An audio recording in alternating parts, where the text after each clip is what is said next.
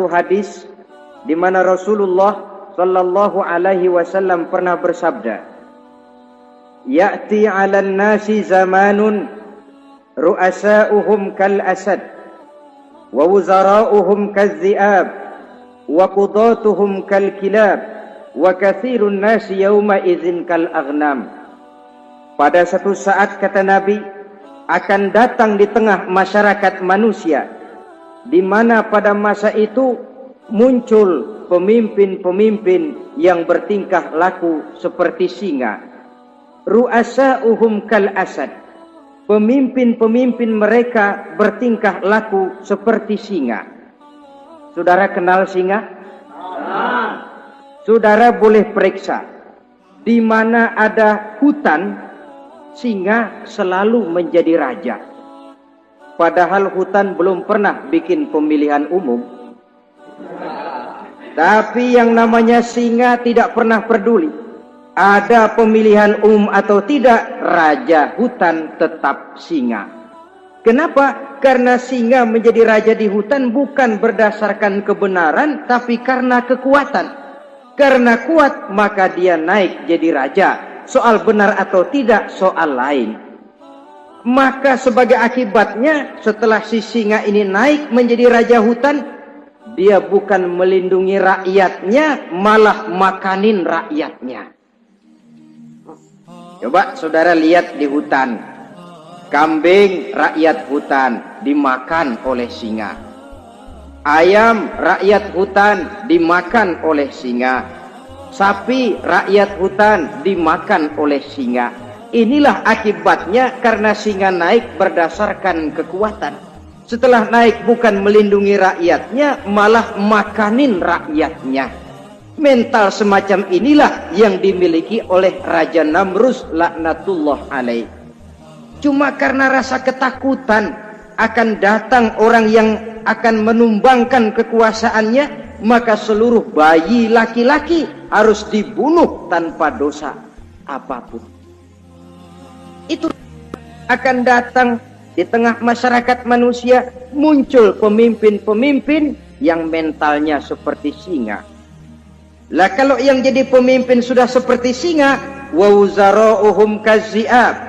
Yang jadi wazir, yang jadi menteri, kata Nabi, lagunya seperti serigala.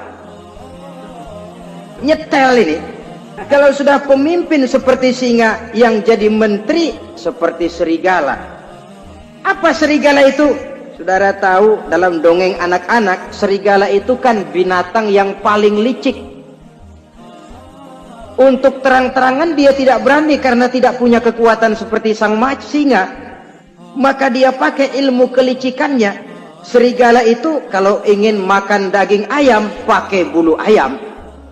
Kalau kepengen makan daging kambing, pakai bulu kambing. Pendeknya, serigala binatang yang menghalalkan segala macam cara asal tujuan tercapai. Itulah serigala. Lambang dari sifat kelicikan.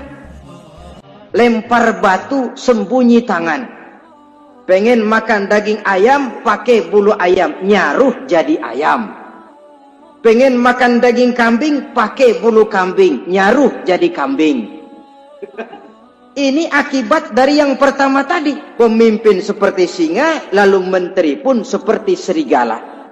Efeknya kemudian yang segera menyusul apa? Wa qudatuhum kal kilab.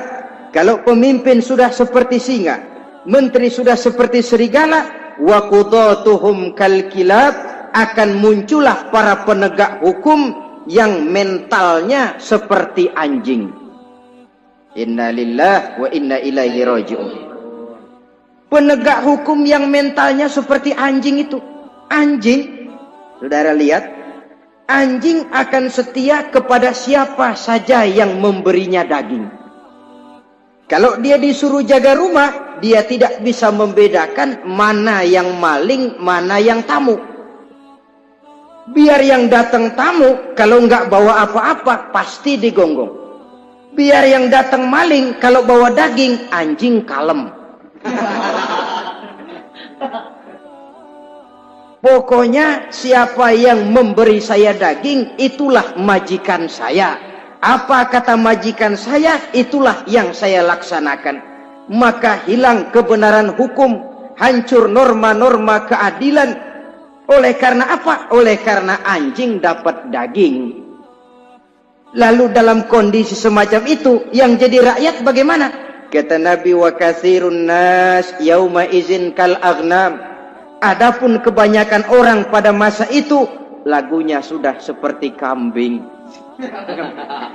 Saudara, kambing itu binatang yang cuma menang groyokan dan tidak punya alternatif. Namanya kambing, digiring ke lapangan embe. Betul kan? Betul. Digiring ke kuali embe. Dikasih makan rumput embe. Sampai pun mau dipotong masih embe juga. Tidak punya pilihan lain si kambing ini, tidak punya alternatif lain. Kondisi semacam inilah yang terjadi di masa pemerintahan Raja Namruz laknatullah alaih.